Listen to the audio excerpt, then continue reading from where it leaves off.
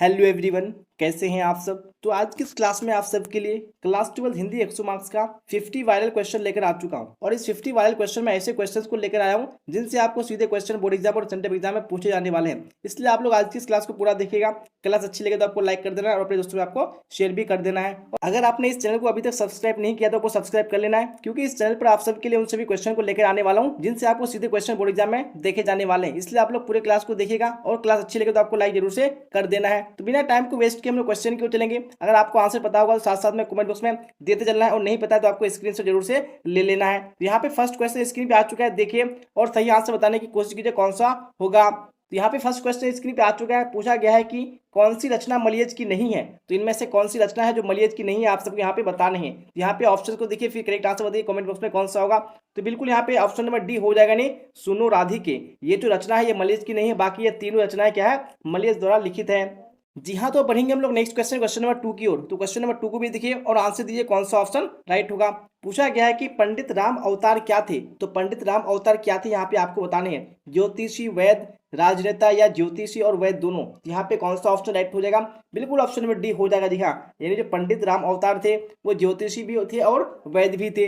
चलिए बढ़ेंगे हम लोग नेक्स्ट क्वेश्चन, क्वेश्चन नंबर 3 की ओर। जी हाँ, 3 भी आ चुका है, जो कि काफी इंपॉर्टेंट क्वेश्चन है। क्या पूछा गया है, जय कृष्ण मूर्ति का जन्म कब हुआ था। जय कृष्ण मूर्ति जिनका पूरा नाम क्या है, जिद्दू कृष्ण मूर्ति। तो इनका जन्म कब हुआ था यहाँ पे आपको बताने हैं। तो 3 में ऑप्शन नंबर ये बिल्कुल राइट हो जाएगा, नहीं 12 में 1895 ईस्वी को। चलिए पढ़ेंगे हम लोग नेक्स्ट क्वेश्चन, क्वेश्चन नंबर 4 की ओर। जी हाँ, 4 भी आ चुका है। पूछा गया है कि पद्मावत के रचनाकार हैं। तो इनमें से कौन पद्मावत के रचनाकार हैं, यानी पद्मावत को किसने लिखा है। यहाँ पे 4 में ऑप्शन नंबर ए हो जाएगा, नहीं मलिक मोहम्मद जायसी। तो अब पढ़ेंगे हम लोग नेक्स्ट क्वेश्चन, क्वेश्चन नंबर 5 की ओर। जी हाँ, 5 को देखिए, फिर आंसर दीजिए कौन सा ऑप्शन राइट होगा। पूछा गया है कि सूरदास के गुरु का क्या नाम था, यानी सूरदास के गुरु का आपको नाम बताने की इनमें से क्या नाम था। 5 में ऑप्शन को देखिए, फिर करेक्ट आंसर बताइए। बिल्कुल आप सबने सही आंसर दिया है, यानी वल्लभाचार्य हो जाएगा। तो सूरदास के गुरु का क्या नाम था, वल्लभाचार्य था। चलिए पढ़ेंगे हम लोग क्वेश्चन नंबर 6 की ओर। यहाँ पे 6 को भी देख लीजिए, फिर आंसर कीजिए कौन सा ऑप्शन राइट होगा। तुलसीदास का मूल नाम क्या था। तो तुलसीदास का जो मूल नाम यानी जो वास्तविक नाम था यहाँ पे क्या था आपको बताने हैं। तो इस क्वेश्चन को मैं आपको बार बार करा चुका हूँ, इसलिए आपको इसका आंसर पता होना ही चाहिए। यहाँ पे 6 में हो जाएगा ऑप्शन नंबर बी, यानी राम बोला था।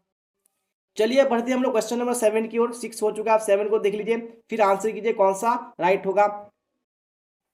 भक्तमाल की रचयिता कौन है। तो इनमें से कौन भक्तमाल की रचयिता है आप सबको बताने हैं। तो भक्तमाल को किसने लिखा है, कबीरदास, गुरु नानक, रैदास या नाभादास। तो यहाँ पे 7 में हो जाएगा ऑप्शन नंबर डी, यानी भक्तमाल के रचयिता कौन है, भक्तमाल के यानी नाभादास है। चलिए अब देख लेंगे हम लोग नेक्स्ट क्वेश्चन, क्वेश्चन नंबर 8 को। जी हाँ, तो 8 भी आ चुका है। पूछा गया है कि भूषण के पिता का नाम था। तो भूषण के पिता का नाम क्या था यहाँ पे आपको बताने हैं। तो ऑप्शन को देखिए, फिर करेक्ट आंसर बताइए कौन सा ऑप्शन राइट होगा। तो बिल्कुल यहाँ पे 8 में हो जाएगा ऑप्शन नंबर ए, यानी भूषण के पिता का नाम रत्नाकर त्रिपाठी था। चलिए बढ़ेंगे हम लोग नेक्स्ट क्वेश्चन, क्वेश्चन नंबर 9 की ओर। जी हाँ, तो 9 को भी देखिए, फिर आंसर कीजिए कौन सा राइट होगा। जयशंकर प्रसाद किस वाद के कवि थे। तो जयशंकर प्रसाद कौन से वाद के कवि थे यहाँ पे आपको बताने हैं, छायावाद, प्रगतिवाद, प्रयोगवाद या अति यथार्थवाद। इनमें से कौन सा ऑप्शन राइट 9 में राइट हो जाएगा। बिल्कुल आप सबने सही आंसर दिया है कि छायावाद कवि थे कौन, जयशंकर प्रसाद। चलिए बढ़ते हम लोग क्वेश्चन नंबर 10 की ओर। जी हाँ, तो क्वेश्चन नंबर 10 को भी देख लीजिए, क्या पूछा गया है, बिखरे मोती क्या है। तो बिखरे मोती यहाँ पे क्या है आप सबको बताने हैं, उपन्यास है, संकलन है या निबंध संकलन है या कहानी संग्रह है। तो इनमें से 10 का कौन सा ऑप्शन होगा, काफी वीवीआई क्वेश्चन है। चलिए यहाँ पे 10 में कौन सा होगा, बिल्कुल आप सबने सही आंसर दिया है, यानी एक कहानी संग्रह है कौन, बिखरे मोती। चलिए बढ़ेंगे हम लोग क्वेश्चन नंबर 11 की ओर। तो क्वेश्चन नंबर 11 को भी देखिए, फिर आंसर कीजिए कौन सा राइट होगा। शमशेर बहादुर सिंह की पत्नी का नाम क्या है। तो शमशेर बहादुर सिंह की पत्नी का नाम क्या है यहाँ पे आपको बताने हैं, कर्म देवी, धर्म देवी, रीता देवी या इनमें से कोई नहीं। तो यहाँ पे 11 में कौन सा होगा, बिल्कुल ऑप्शन नंबर बी हो जाएगा, दिखाने धर्म देवी नाम है। तो बढ़ेंगे हम लोग क्वेश्चन नंबर 12 की ओर। तो यहाँ पे क्वेश्चन नंबर 12 को भी देखिए, फिर आंसर कीजिए कौन सा राइट होगा।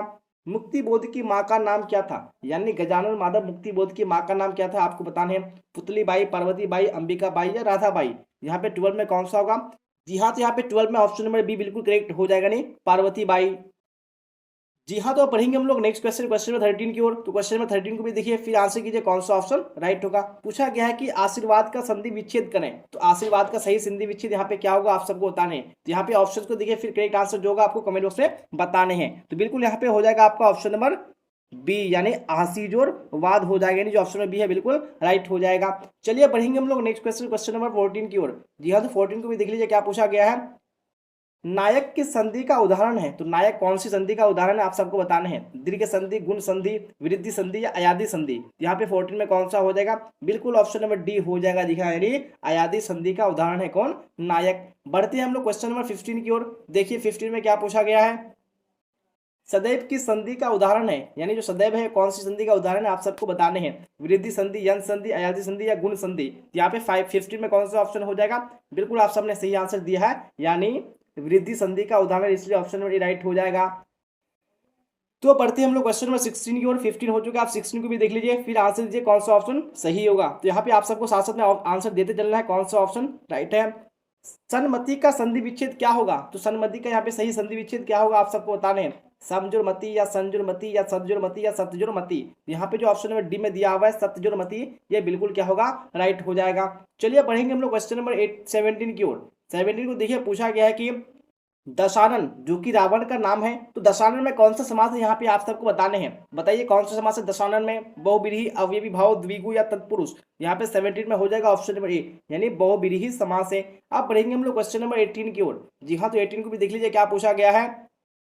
गजानन शब्द किस समास का उदाहरण है? तो गजानन जो शब्द है वो कौन सी समास का उदाहरण है आप सबको बताने हैं। बहुब्रीहि, अवयवी भाव या कर्मधारय या तत्पुरुष समास। तो यहाँ पे 18 में हो जाएगा ऑप्शन नंबर ए, यानी बहुब्रीहि समास का उदाहरण है। चलिए अब बढ़ते हैं हम लोग क्वेश्चन नंबर 19 की ओर। जी हाँ, 19 में पूछा गया है कि चरण कमल में प्रयुक्त समास है, तो चरण कमल में कौन सा समास आया है, यानी कौन सा समास का उदाहरण है आप सबको बताने हैं। तो यहाँ पे 19 में कौन सा हो जाएगा आप सबको बताने हैं। जी हाँ, तो बिल्कुल आप सबने सही आंसर दिया है, यानी कर्मधारय समास है, इसलिए क्या हो जाएगा ऑप्शन में बिल्कुल राइट हो जाएगा। चलिए बढ़ेंगे हम लोग नेक्स्ट क्वेश्चन, क्वेश्चन नंबर 20 की ओर। जी हाँ, 20 भी आ चुका है। पूछा गया है कि घुड़सवार में समास है, तो घुड़सवार में कौन सा समास है यहाँ पे आपको बताने हैं। द्विगु, कर्मधारय, तत्पुरुष या अवयवी भाव। यहाँ पे 20 में राइट आंसर हो जाएगा ऑप्शन नंबर सी। जी हाँ, यानी तत्पुरुष समास है। अब बढ़ेंगे हम लोग क्वेश्चन नंबर 21 की ओर। 21 को देखिए, फिर आंसर कीजिए कौन सा ऑप्शन राइट होगा। अतिशय का विलोम है, तो अतिशय का विलोम यहाँ पे क्या होगा आपसे बताने हैं। तो अतिशय का विलोम शब्द यहाँ पे क्या होगा? कम, ज्यादा, थोड़ा या अधिक। यहाँ पे 21 में हो जाएगा ऑप्शन नंबर ए, यानी कि अतिशय का विलोम शब्द हो जाएगा कम। अब बढ़ेंगे हम लोग क्वेश्चन नंबर 22 की ओर। यहाँ 22 भी आ चुका है। पूछा गया है कि आकर्षण का विलोम है, तो आकर्षण का विलोम शब्द क्या होगा आप सबको बताने। आकृष्ट, विकर्षण, अनाकर्षण या प्राकर्षण। यहाँ पे मैंने आप सबको बार बार बता चुका है कि आकर्षण का हो जाएगा विकर्षण, इसलिए ऑप्शन नंबर भी बिल्कुल राइट हो जाएगा। अब बढ़ेंगे हम लोग क्वेश्चन नंबर 23 की ओर। जी हाँ, 23 भी आ चुका है। स्क्रीन पर पूछा गया है कि पूर्ण का विलोम है, तो इनमें से पूर्ण का विलोम क्या है आपको बताने। अर्ध, कम, ज्यादा या समास यानी समाप्त। यहाँ पे हो जाएगा ऑप्शन नंबर ए, यानी पूर्ण का अर्ध हो जाएगा। चलिए अब देख लेंगे हम लोग नेक्स्ट क्वेश्चन, क्वेश्चन नंबर 24 को, और आप सबको साथ साथ में आंसर जरूर से देते चलना है। नहीं पता तो आपको स्क्रीनशॉट जरूर से ले लेना है। फिलहाल 24 को देखिए, फिर आंसर कीजिए कौन सा ऑप्शन राइट है। अनाथ का विलोम है, तो अनाथ का विलोम शब्द क्या हो जाएगा? यहाँ पे हो जाएगा आपका ऑप्शन नंबर बी, यानी अनाथ का विलोम शब्द सनाथ हो जाएगा। अब देखेंगे हम लोग क्वेश्चन नंबर 25 को। 25 भी आ चुका है। पूछा गया है कि धुंधला में कौन सा प्रत्यय है, तो धुंधला शब्द में कौन सा प्रत्यय आया है आप सबको बताने हैं। ला, धुंध, धुन या धला। यहाँ पे आपका हो जाएगा ऑप्शन नंबर ए, यानी इसमें ला प्रत्यय आया है। चलिए बढ़ेंगे हम लोग क्वेश्चन नंबर 26 की ओर। जी हाँ, 26 को देखिए, फिर आंसर बताइए कौन सा ऑप्शन राइट होगा। यहाँ पे क्वेश्चन नंबर 6 आ चुका है। स्क्रीन पे पूछा गया है कि निम्नलिखित पद इक प्रत्यय लगने से बने हैं, इनमें से कौन सा पद गलत है। यानी यहाँ पे जो शब्द दिया हुआ है सब यानी इक प्रत्यय लगने से बना है, लेकिन इनमें से कौन सा पद है जो यहाँ पे गलत है। तो मैं बता दूं कि यहाँ पे जो दैविक है, दैविक में भी इक प्रत्यय लगा है, सामाजिक में भी इक प्रत्यय लगा है और भौमिक में भी इक प्रत्यय लगाया है, इसलिए यहाँ पे होगा क्या होगा, यानी इनमें से कोई सा भी कथन यानी जो कोई सा भी पद गलत नहीं है, इसलिए क्या होगा ऑप्शन नंबर डी बिल्कुल राइट हो जाएगा। चलिए बढ़ेंगे हम लोग नेक्स्ट क्वेश्चन, क्वेश्चन नंबर 27 की ओर। जी हाँ, 27 भी आ चुका है। पूछा गया है कि विज्ञान में कौन सा प्रत्यय है, तो विज्ञान में कौन सा प्रत्यय आया है आप सबको बताने हैं। अन, विज, आन या वी। तो यहाँ पे आपका हो जाएगा ऑप्शन नंबर सी, यानी विज्ञान में आन प्रत्यय आया है। अब बढ़ते हैं हम लोग क्वेश्चन नंबर 28 की ओर। 28 की देखिए क्या बोला गया है।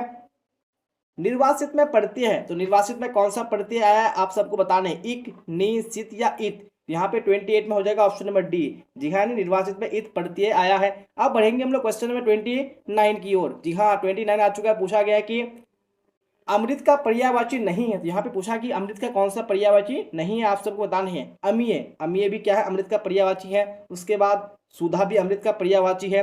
उसके बाद यहाँ पे दिया हुआ है पीयूष, ये भी अमृत का पर्यायवाची है, लेकिन रसाल अमृत का पर्यायवाची नहीं है, इसलिए क्या होगा ऑप्शन नंबर डी राइट हो जाएगा। अब बढ़ेंगे हम लोग क्वेश्चन नंबर 29 हो चुका है। 30 को देख लेंगे। पूछा गया है कि हाथी का पर्यायवाची नहीं है, तो इनमें से कौन हाथी का पर्यायवाची नहीं है आप सबको बताने। तो आप सबने पढ़ा होगा तो आपको इसका आंसर पता ही होगा, क्योंकि जो गज है ये भी हाथी का पर्यायवाची होता है, कुंभी भी होता है, वारण भी होता है, लेकिन जो हस्त है ये पर्यायवाची नहीं होता, इसलिए क्या हो जाएगा ऑप्शन नंबर बी बिल्कुल राइट हो जाएगा।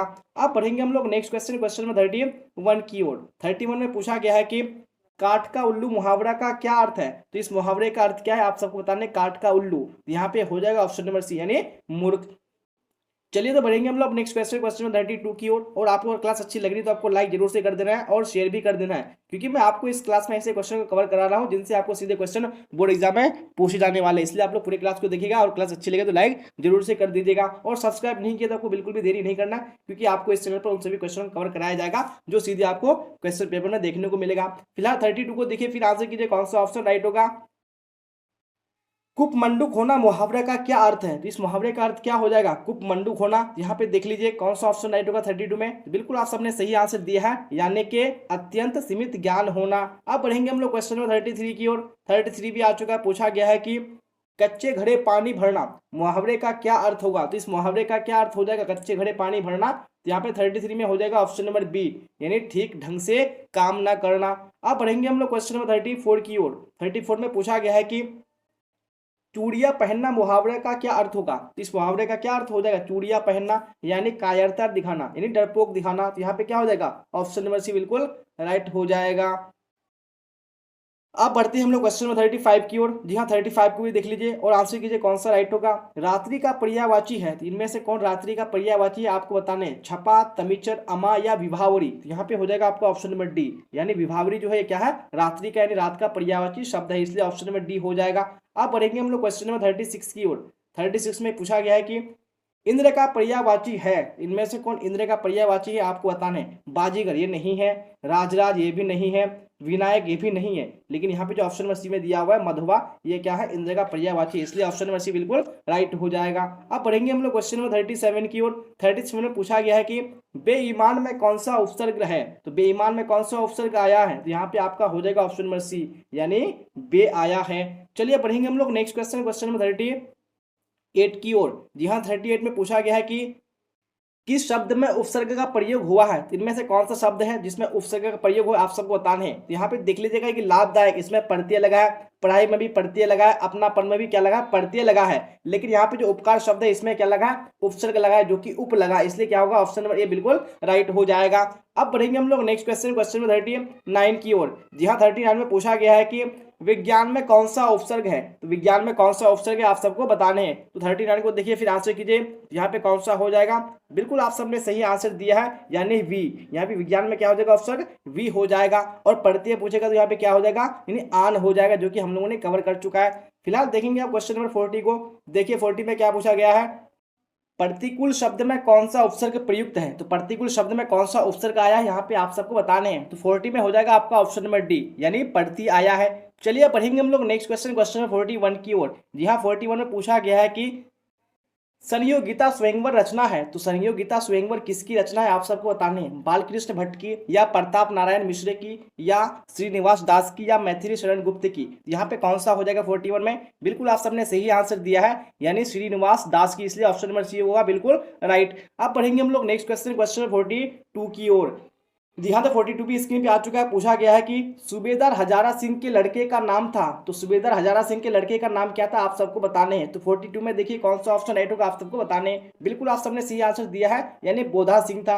अब पढ़ेंगे हम लोग क्वेश्चन नंबर 43 की ओर। जी हाँ 43 भी आ चुका है और पूछा गया है कि किसने कहा था अभी न जाने कितने मीलू इस देश की जनता को जाना है। तो ये बात किसने कहा था यहाँ पे आपको बताने हैं। तो 43 में जो राइट आंसर हो जाएगा वो होगा ऑप्शन नंबर सी, यानी जवाहरलाल नेहरू ने। अब पढ़ेंगे हम लोग क्वेश्चन नंबर 44 की ओर। 44 में पूछा गया है कि संस्कृति के 4 अध्याय किसकी कृति है। तो संस्कृति के 4 अध्याय किसकी कृति है, इसके लेखक कौन है आप सबको बताने हैं। तो 44 में हो जाएगा ऑप्शन नंबर डी, यानी रामधारी सिंह दिनकर जी की। अब बढ़ लेते हैं हम लोग क्वेश्चन नंबर 45 की ओर। 45 में भी पूछा गया है कि कौन सी पुस्तक आज्ञे की है। तो इनमें से कौन सी पुस्तक है जो आज्ञे जी ने लिखा है आप सबको बताने हैं। यहाँ पे आपका 45 में हो जाएगा ऑप्शन नंबर सी, यानी हरी घास पर क्षण भर हो जाएगा। अब बढ़ेंगे हम लोग क्वेश्चन नंबर 46 की ओर। जी हाँ 46 में पूछा गया है कि प्रताप के संस्थापक संपादक कौन थे? इनमें से कौन प्रताप के संस्थापक संपादक थे आप सबको बताने हैं। तो 46 में हो जाएगा ऑप्शन नंबर ए यानी गणेश शंकर विद्यार्थी। अब बढ़ेंगे हम लोग क्वेश्चन नंबर 47 की ओर। 47 में पूछा गया है कि गांधी जी चंपारण में कब आए? तो गांधी जी चंपारण आए थे वो कौन से ईस्वी में आए थे यहाँ पे आपको बताने हैं। तो आप सबने पढ़ चुका होगा कि 1917 ईस्वी में आए थे, लेकिन वो आए थे अप्रैल 1917 ईस्वी में, इसलिए क्या हो जाएगा ऑप्शन नंबर डी बिल्कुल राइट हो जाएगा। अब देख लेंगे हम लोग क्वेश्चन नंबर 48 को। 48 भी आ चुका है। पूछा गया है कि सिपाही की माँ एकांकी के अनुसार लड़ाई कहाँ हो रही है? तो कहाँ पर लड़ाई हो रही है? यानी सिपाही की माँ एकांकी के अनुसार तो जो लड़ाई हो रही है वो बर्मा में हो रही है, इसलिए यहाँ पे ऑप्शन नंबर बी बिल्कुल राइट हो जाएगा। चलिए अब देख लेंगे हम लोग नेक्स्ट क्वेश्चन, क्वेश्चन नंबर 49 को। 49 में पूछा गया है कि कौन सी पुस्तक नामवर सिंह की नहीं है? तो इनमें से कौन सी पुस्तक है जिसके लेखक नामवर सिंह नहीं है, यहाँ पे आप सबको बताने हैं। तो यहाँ पे आपका हो जाएगा ऑप्शन नंबर सी यानी त्रिज, क्योंकि त्रिज को उदय प्रकाश ने लिखा है। चलिए बढ़ेंगे हम लोग नेक्स्ट क्वेश्चन, क्वेश्चन नंबर 50 की ओर, जो कि आज की क्लास का आखिरी क्वेश्चन है। क्या पूछा गया है? दलित साहित्य का सौंदर्य शास्त्र के लेखक हैं, इनमें से कौन दलित साहित्य का सौंदर्य शास्त्र के लेखक आप सबको बताने हैं। 50 में जो राइट आंसर हो जाएगा वो हो जाएगा ऑप्शन नंबर सी यानी ओम प्रकाश वाल्मीकि। जी हाँ, तो इसी क्वेश्चन के साथ मैंने आज की इस क्लास में आप सबको हिंदी 100 मार्क्स का 50 वीवीआई क्वेश्चन कंप्लीट करा दिया है। और मुझे उम्मीद है कि मैंने यहाँ पे आज की क्लास में जो भी क्वेश्चन कवर कराए इनसे आपको सीधे क्वेश्चन बोर्ड एग्जाम में पूछे जाने वाले हैं। इसलिए आपने पूरा क्लास को नहीं किया तो आपको फिर से कर लेना है, और क्लास अच्छी लगी तो आपको लाइक जरूर से कर देना है और शेयर भी कर देना है। और आपने अभी तक इस चैनल को सब्सक्राइब नहीं किया तो आपको बिल्कुल भी देरी नहीं करना है, क्योंकि इस चैनल पर आप सबके लिए उन सभी क्वेश्चन को लेकर आने वाला हूं जिनसे आपको सीधे क्वेश्चन बोर्ड एग्जाम में पूछे जाने वाले हैं। इसलिए आप लोग सब्सक्राइब जरूर से कर लीजिएगा और बेल आइकन को भी प्रेस कर लीजिएगा। तो यहाँ तक बने रहने के लिए आप सबका धन्यवाद। फिर मिलती है अगली क्लास में। Till then bye bye, tata, see on the next class.